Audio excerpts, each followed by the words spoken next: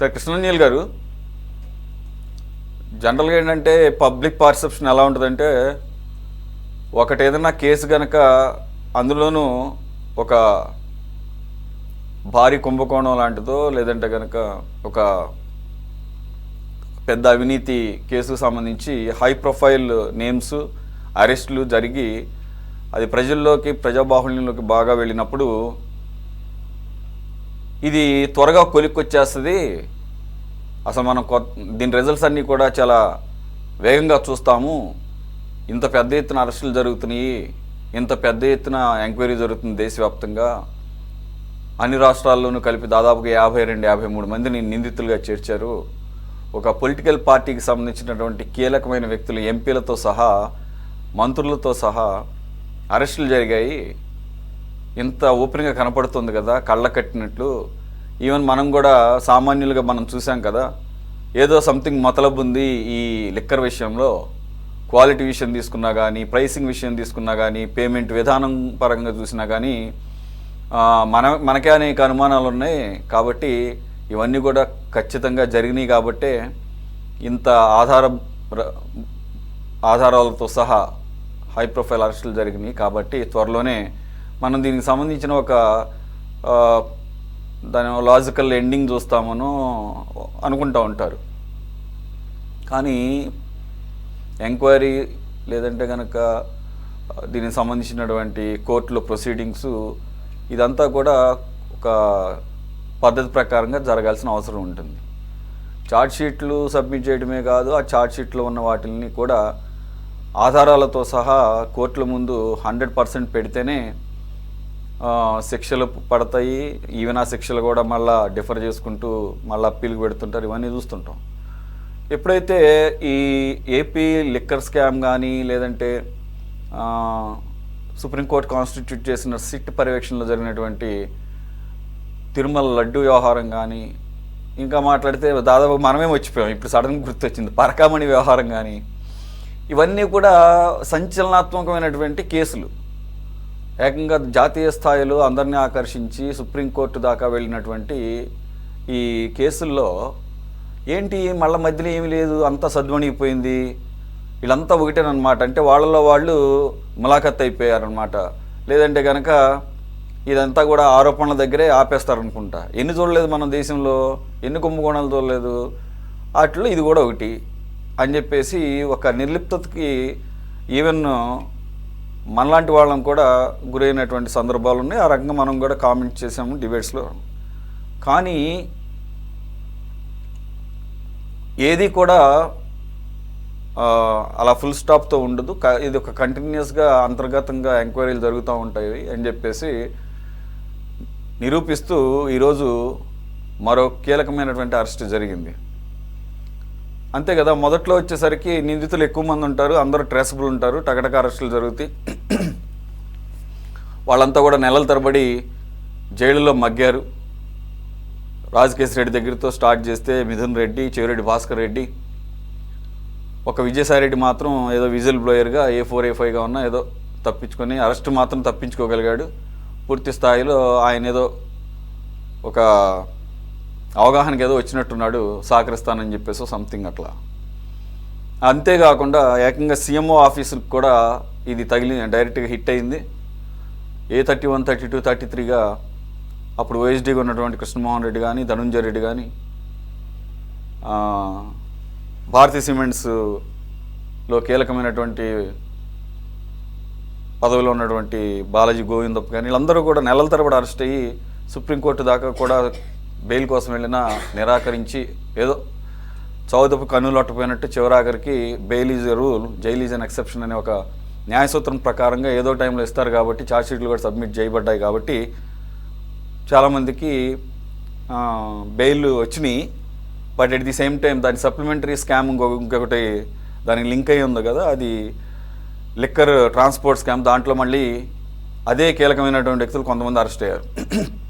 ఈ లోపల దీంట్లో కీలకమైన అధికారులుగా ఉన్నటువంటి Vasudeva Reddy, Satyaprasad, if I'm not wrong, Satyaprasad గారని అయితే కనుక ఆయన అప్రూవల్గా మారుతాడు. దానికోసమే ప్రభుత్వం కూడా ఎటువంటి అబ్జెక్షన్ పెట్టడం లేదు. ఆయన బెయిల్ అప్లికేషన్ని వ్యతిరేకిస్తూ అని చెప్పేసి సుప్రీంకోర్టు దాకా ఆఖరి చెవిరెడ్డి భాస్కర్ రెడ్డి గారు ఆయన బెయిల్ అప్లికేషన్ని క్యాన్సిల్ చేయాలి అని చెప్పేసి ఒక నిందితుడిగా ఉన్న ఒక కేసులో సంబంధించి మరో నిందితుడికి అవకాశం కల్పించొద్దని చెప్పేసి వెళ్ళినటువంటి అరుదైన సంఘటనలు కూడా ఈ కేసుల్లో చూస్తున్నాం.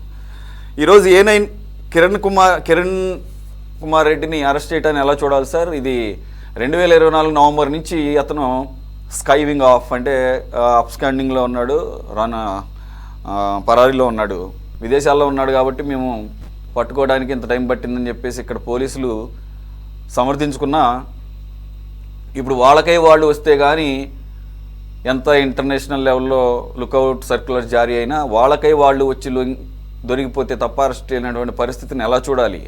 మనకున్నటువంటి లీగల్ లిమిటేషన్స్ అని భావించాలా, లేదంటే ప్రపంచవ్యాప్తంగా అన్ని దేశాలకి ఇటువంటి పరిమితులే ఉంటాయా? అలాగే ఇంకొక అతను A10 యాక్చువల్గా ఇతని కన్నా ముందు అతనే లొంగిపోతాడు అరెస్ట్ అని చెప్పేసి అన్నారు. అతని పేరు ఒక ముస్లిం పేరు ఏదో గుర్తులేదు నాకు. అతను కూడా రేపు మాపు ఇండియా రాబోతున్నాడు. ఒకసారి శేఖర్ రెడ్డి గారు ఆడివ్వండి. సైఫ్ అహ్మద్, ఎస్. యాక్చువల్గా 10 days బ్యాకే ఇది వార్త వచ్చింది. A10గా ఉన్నటువంటి అతను ఈరోజు రేపు అతను కూడా విదేశాలు పారిపోయి ఇక తప్పని పరిస్థితుల్లో వచ్చి లొంగిపోతాడని. కానీ ఈ లోపల A9 వచ్చాడు, రేపు అతను కూడా లొంగిపోతాడని. సార్ కృష్ణానీల్ గారు, as per your observation, is this case is coming to A logical conclusion? అంటే ఆల్ డాట్స్ కలుస్తాయి అని చెప్పేసి ఏమన్నా అనుకోవచ్చా? A9 A10 అరెస్టులతో ఒక కంప్లీషన్ అయినట్టుగా అనుకోవాలా, లేదంటే ఇంకా కీలకమైనటువంటి వ్యక్తులు దొరికితే కానీ ఇది ఒక కొలిక్కొచ్చే అవకాశం లేదా? వీళ్ళు కూడా ఎందు గురించి 2 సంవత్సరాల పాటు పరారీలో ఉండి ఇప్పుడే లొంగిపోతున్నారు అంటే కేసు డైల్యూట్ అయిందని చెప్పేసి ఆయన అన్న ధైర్యంతో వచ్చి లొంగుతున్నారా, లేదంటే కనుక ఇక మన వల్ల కాదు, ఇక మనమే మిగిలింది, మనం లొంగిపోయినా ఎప్పటికైనా కానీ మనం ఇబ్బందులు తప్ప అని చెప్పేసి ఆ రకంగా భయపడి లొంగిపోయారు అనుకోవాలి సార్? సురేష్ గారు నమస్తే, ప్యానల్ మెంబర్స్ అందరికి కూడా నమస్కారం. మనము ఈ కేసు గురించి మాట్లాడుకునేటప్పుడు ఎందుకు కీలకమైనటువంటి అరెస్టులప్పుడు హడావుడి, వీటికి సంబంధించినటువంటి విషయంలో ఎందుకు స్లోగా ఉందనుకుంటాం అనేటువంటి విషయాన్ని మాట్లాడుకుంటే, మనం ప్రధానంగా ఎఫ్ఐఆర్ నమోదైంది అని అనగానే అది కేసుకు సంబంధించినటువంటి ఒక ప్రాథమికమైనటువంటి సమాచారంగానే చూడాలి. ఆ కేసుకు సంబంధించినటువంటి షార్ట్ షీట్ దాఖలకు సంబంధించినటువంటి సమయంలో వాళ్ళ దగ్గర ఉన్నటువంటి ఆ నేర అభియోగాలన్నింటినీ కూడా ఆధారాలతో సహా కోర్టుకు సమర్పించేటువంటి ప్రయత్నంలో భాగంగా షార్ట్ షీట్లు ఇప్పటికే కొన్ని షార్ట్ షీట్లు దీంట్లో దాఖలు చేశారు.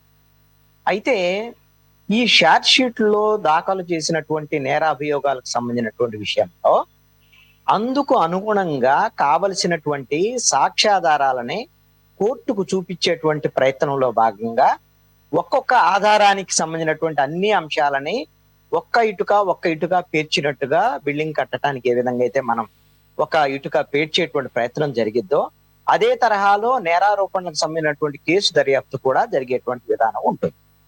అయితే ఈ కేసు ఫైనల్ గా ఎవరి దగ్గరికి లాగుతుంది ఏంటి అన్నప్పుడు ఆ ఫైనల్ గా ఉన్నటువంటి నిందితుడు, కీలకమైనటువంటి నిందితుడు అరెస్టు జరిగితే ఓహో ఈ కేసుకు సంబంధించినటువంటి విషయంలో క్లారిటీ వచ్చింది, దర్యాప్తు విషయంలో అసలైనటువంటి అంతిమ లబ్ధిదారు అనేటువంటి ఎవరైతే వాళ్ళు ఉంటారో వాళ్ళని అరెస్ట్ చేయటానికి అంతా సిద్ధమైంది అని అనుకునేటువంటి సమయంలో కొంత హడావుడి మొదలైంది. దానికి సంసిద్ధత రావాలి అని అంటే పూర్తి స్థాయిలో ఆధారాలన్నింటినీ కూడా కోర్టు ముందు ఉంచాల్సినటువంటి అవసరం ఉంటుంది.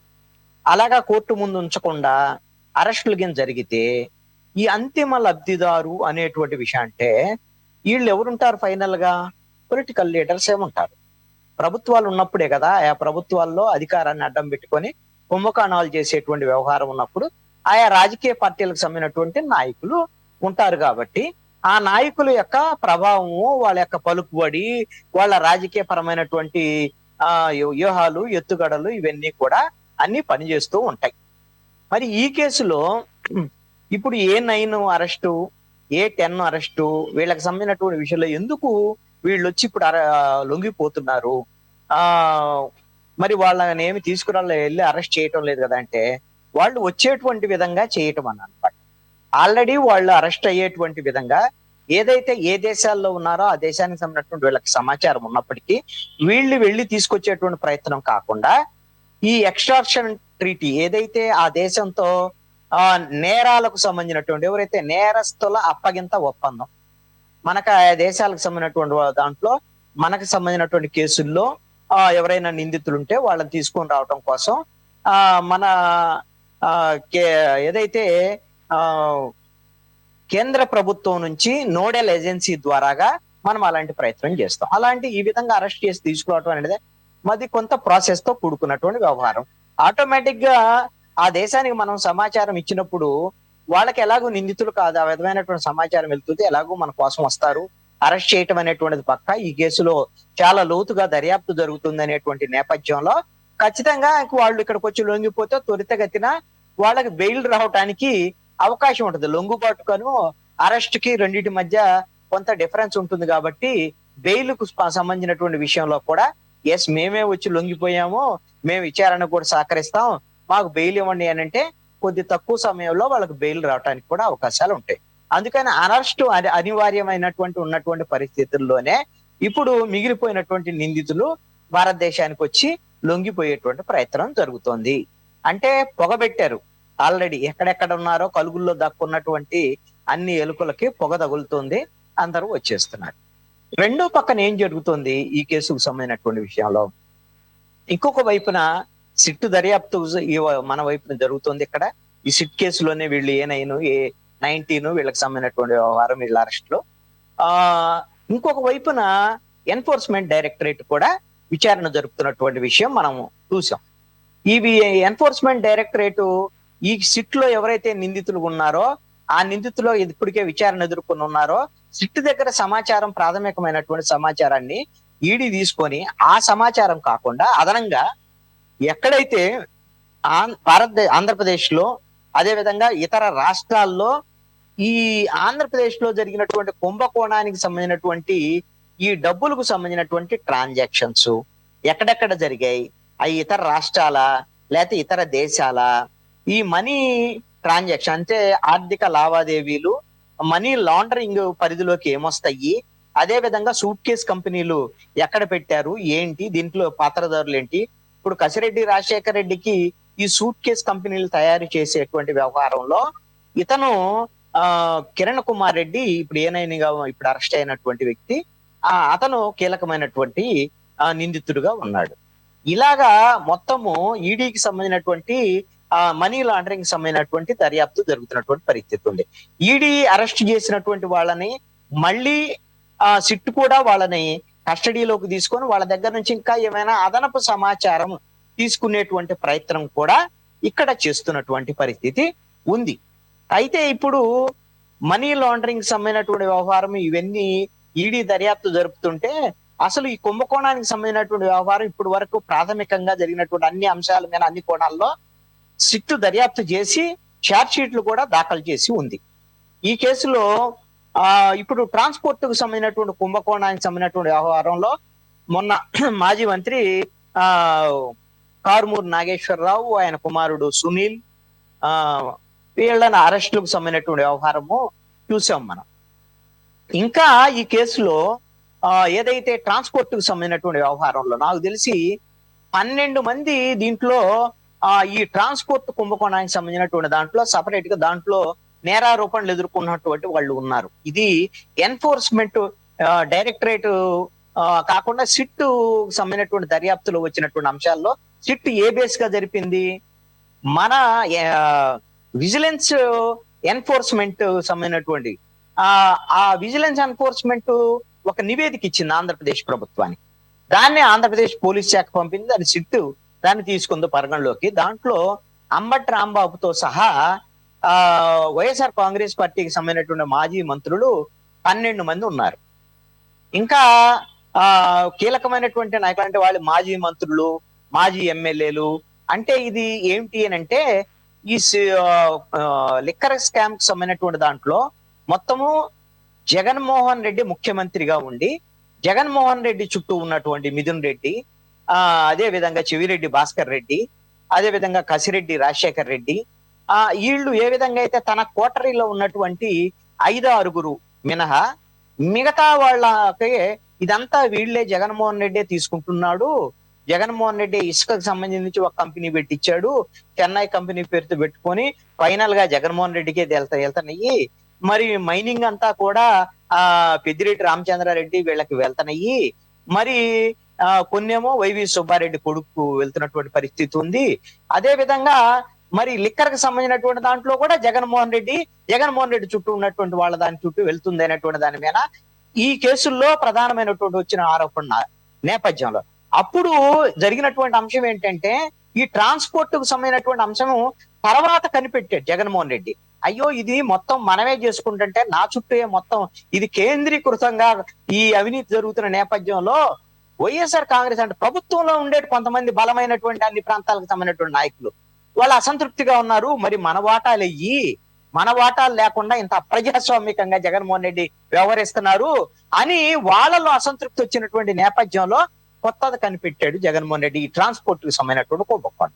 ఈ ట్రాన్స్పోర్ట్ కు సంబంధించినటువంటి దాన్ని 4 రెట్లు పెంచి దాన్ని మార్చేసి మొత్తం దానికి అధికారులతో సంబంధం లేకుండా వీళ్ళే ఒక నిర్ణయం చేసేసి దాని ద్వారాగా కుంభకోణం జరిగినటువంటి నేపథ్యం. దాంట్లో ఇంకా కొన్ని అరెస్టులు జరగాల్సి ఉంది. సిట్టుకు సంబంధించినటువంటి విషయంలో ఇంకా 7-8 మంది ఉన్నారు. అంబటి రాంబాబు కూడా దీంట్లో నిందితుడుగా చేర్చాల్సినటువంటి వ్యక్తి.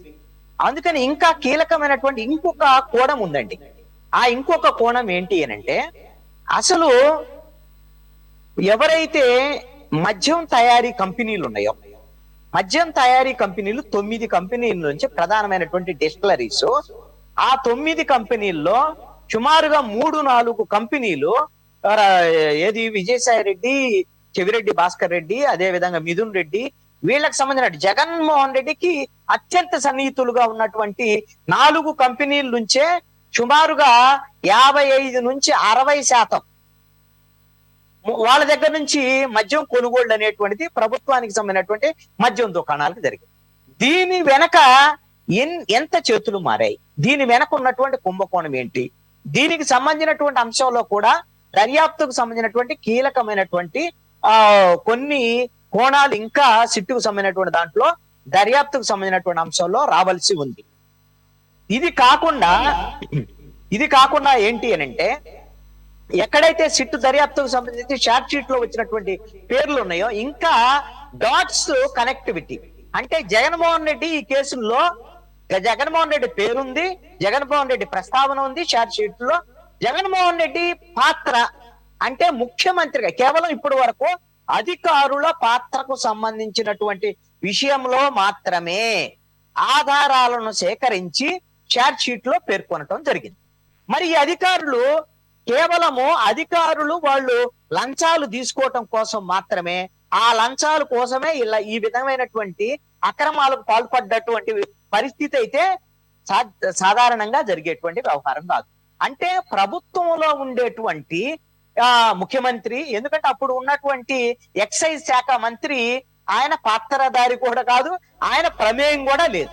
కాబట్టి ముఖ్యమంత్రి కార్యాలయం, ముఖ్యమంత్రి పాత్ర ఎంత మేరకు ఈ అధికారులకు సంబంధించినటువంటి విషయంలో ఆయన వీళ్ళకి ఏం ఆదేశాలు జారీ చేశాడు అంటే, వీళ్ళు సిట్టుకు సంబంధించినటువంటి దర్యాప్తులో ఈ అధికారులు చెప్పినటువంటి కీలకమైనటువంటి సమాచారం ఆధారంగా అందుకు సంబంధించినటువంటి ఎవిడెన్సెస్ అన్ని కలెక్ట్ చేసి వాటిని ఇంటర్లింక్ చేసి అప్పుడు దాన్ని తీసుకెళ్లి జగన్మోహన్ రెడ్డికి ఉచ్చు బిగించడానికి అవకాశాలు ఉన్నాయి.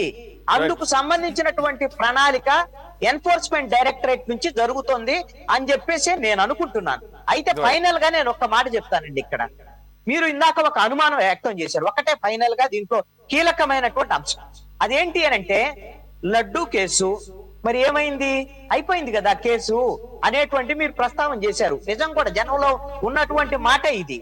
అదే విధంగా పరకామణి కేసు మరి దర్యాప్తు జరుగుతుందా లేదా, ఏంటి వ్యవహారాలు, ఎందుకు వీటి మీద ఈ దర్యాప్తులకు సంబంధించినటువంటి విషయంలో ముందుకెళ్ళవనంటే ఫైనల్ దగ్గర ఆగిపోతాయి అనేటువంటి విషయం ఇందాక నేను చెప్పినటువంటి అంశాన్ని ఇప్పుడు దాన్ని కంక్లూడ్ చేస్తా. ఆ ఫైనల్ వ్యక్తి ఎవరు, ఈ మొత్తం కుంభకోణాలకు సంబంధించినటువంటి విషయంలో వైఎస్ఆర్ కాంగ్రెస్ పార్టీ ప్రభుత్వం ఉన్నప్పుడు జగన్మోహన్ రెడ్డికి తెలియకున్నా ఒక కనీసంగా పూచిక పుల్ల కూడా ఇట్టుంచట్టు వెళ్లేదానికి అవకాశం లేదు. శివుడు ఆజ్ఞ లేనిదే చీమైనా కుట్టదో అనేటువంటి సామెత ఎలాగా ఉంటుందో ఏ కరప్షన్, ఏ అవినీతి కూడా జగన్మోహన్ రెడ్డికి తెలియకుండా జరగటానికి వీలే లేదు ఆ ప్రభుత్వంలో. అలాంటప్పుడు జగన్మోహన్ రెడ్డి మీద ఏదో ఆరోపణలు చేసేసి అరెస్ట్ చేసేస్తే అరెస్ట్ చేయొచ్చు. చేసినందువల్ల ఏమవుతుంది? అది ఎక్కువ రోజులు జగన్మోహన్ రెడ్డికి సంబంధించినటువంటి ఆధారాలు లేనటువంటి కేసుల వల్ల అది కోర్టులో నిలబడేటువంటి అవకాశం లేకపోవడం ఒక అంశం అయితే, కక్ష సాధింపు వల్ల అరెస్టు చేశారు అనేటువంటి అంశం కూడా వచ్చేదానికి అవకాశం ఉంటుంది. అందుకని అరెస్టు విషయంలో జాప్యం జరుగుతుంది అనేటువంటిది ఒకటి. రెండవ కీలకమైనటువంటి కోణం ఏంటి అంటే, ఇక్కడ రాజకీయ నాయకుడికి సంబంధించి ఒక ప్రతిపక్ష నాయకుడుగానే మనం చూస్తున్నాం. అరెస్టు చేసేది ఎవరు? కూటమి ప్రభుత్వం. కానీ మీరు అరెస్టుకు సంబంధించినటువంటి విషయంలో ఇక్కడ మనకు కనపడనటువంటి ఒక సున్నితమైనటువంటి ఒక పొర అదేంటి అనంటే రాజకీయం. ఆ ఇది రాజకీయానికను చట్టాలకి పరిపాలనకి సంబంధం లేదనుకుంటాం. రాజకీయమే ఈ రెండింటిని, పరిపాలనని, చట్టాలని, అమలుని, వీటిని శాసిస్తాయి. మరి ఈ సున్నితమైనటువంటి పొరవ రాజకీయం అనేటువంటిది ఎక్కడ ఆగింది అని అంటే ఢిల్లీలో ఆగింది. ఢిల్లీలో ఆగిపోయినటువంటి పరిస్థితుల్లో ఈడీ రంగంలోకి దిగింది కాబట్టి ఢిల్లీ కూడా ఆమోదం ఇవ్వచ్చు అనేటువంటి దాని మీద ఉన్నాము. అందుకనే జగన్మోహన్ రెడ్డి ఇటీవల ప్రధానమంత్రి నరేంద్ర మోడీ, అమిత్ షా యొక్క అపాయింట్మెంట్ కోసం జగన్మోహన్ రెడ్డి విశ్వ ప్రయత్నాలు చేస్తున్నారు. వైవి సుబ్బారెడ్డి, మిథున్ రెడ్డి ద్వారా అనేటువంటిది ఢిల్లీలో ఉన్నటువంటి నేషనల్ మీడియాలో చక్కెర్లు కొడుతున్నటువంటి అంశం. ఎందుకు అనంటే ఎట్టి పరిస్థితుల్లో కూడా ఈడీ కేసులో మీరు అరెస్టు చెయ్యొద్దు, మమ్మల్ని ఈడీ కేసులో నోటీసులు ఇవ్వద్దు, ఈ ఒకటి చేయండి. సిట్టు ఏమైనా చేస్తే వాళ్ళ వైపు నుంచి అయితే మేము పే చేస్తాం, అది కక్ష సాధింపు అని చెప్పుకుంటాం, ఏమి చెప్పుకుంటాం, మీరు మాత్రం మమ్మల్ని ఒత్తిడి చేయొద్దు అనేటువంటి విధంగా ఒక రాజీ ప్రయత్నాలు, పాత సంబంధాలకు అనుగుణంగా, పాత బంధాలకు అనుగుణంగా జగన్మోహన్ రెడ్డి చేస్తున్నటువంటి ప్రయత్నాలు. ఇది మరి సక్సెస్ అయితే ఫెయిల్ అయితే అని చెప్పలేం. కానీ ఒక విషయంలో సక్సెస్ అయింది. మనం ఇప్పుడు చూస్తున్నటువంటి దాంట్లో లడ్డూకు సంబంధించినటువంటి లడ్డూ ప్రసాదంలో నెయ్యి, కల్తీ నెయ్యికి సంబంధించినటువంటి కేసులో ఎవరైతే వైవి సుబ్బారెడ్డి, మాజీ చైర్మన్ కరుణాకర్ రెడ్డి పాత్ర లేకుండా సుబ్బారెడ్డి పిఏ, డోలా చిన్న అప్పన్న, లేకపోతే అధికారులు వీళ్ళు కుంభకోణం చేసేదానికి అవకాశం లేదు. మరి వీళ్ళని ఎక్కడ తప్పించారు? కేసు విచారణ జరిగింది. ఎవరు తప్పించారు? ఢిల్లీలో పార్లమెంట్ లో నరేంద్ర మోడీతో ఎక్కడ కలిశారు వైవి సుబ్బారెడ్డి, ఏంటి అన్ని వచ్చినాయి. వచ్చిన తర్వాత వైవి సుబ్బారెడ్డి దాంట్లో నిందితుడిగా లేనటువంటి పరిస్థితి ఉంది. రేపు పొద్దున జగన్మోహన్ రెడ్డి కూడా అలానే తప్పించుకుంటాడా? అరెస్ట్ చేస్తారా? మరి చంద్రబాబు నాయుడు నిన్న భోగాపురం ఎయిర్పోర్ట్ దగ్గర మోడీజీ జై, మోడీజీ జై అని ఇక్కడ నుంచి ఢిల్లీకి మైకులతో సంబంధం లేకుండా అరిచాడు కదా. మరి అరిచి ఈ విధంగా పొగట్టం వెనక నేనైతే చంద్రబాబు నాయుడు నా గుండె తడుక్కుపోయిందండి. నేనైతే అస్సలు ఇది నేను చూసిన చంద్రబాబు నాయుడేనా ఇలాగా ఈ విధంగా ఒక ఇన్ఫ్లుయెన్సర్ గా, ఒక ఈ విధమైనటువంటి ఒక సామాన్యమైన కార్యకర్తగా నరేంద్ర మోడీ దగ్గర సాగిలపడుతున్నటువంటి చంద్రబాబు నాయుడు చూసిన తర్వాత మరి దేనికోసం ఈ సాగిలపాటు అనేటువంటిదో నాకు అర్థం కాలేదు. మరి భవిష్యత్తులో జగన్మోహన్ రెడ్డి అరెస్ట్ కోసం, ఇటు కోసం చేస్తున్నాడని నేనంటలేదు. రాష్ట్రానికి ఏదైనా భోగాపురం ఎయిర్పోర్ట్ ఎవరి కోసం వస్తుందండి? భోగాపురం ఎయిర్పోర్ట్ 2007లో గ్రీన్ ఫీల్డ్ ఎయిర్పోర్ట్ కావాలని యూపీఏ చేసినటువంటి నిర్ణయం తర్వాత అనేకమైనటువంటి పరిధులు దాటి ఈ రోజు ఆచరణలోకి వచ్చింది. ఇస్తారు. అందుకని చంద్రబాబు నాయుడు, నారా లోకేష్, పవన్ కళ్యాణ్ యొక్క ప్రభావం ఏంటి, వీళ్ళు చట్టాలను అమలు చేయగలరా లేకపోతే జగన్మోహన్ రెడ్డిని అరెస్ట్ చేయగలరా అనేటువంటిది భవిష్యత్తులో మనం చూడాలి.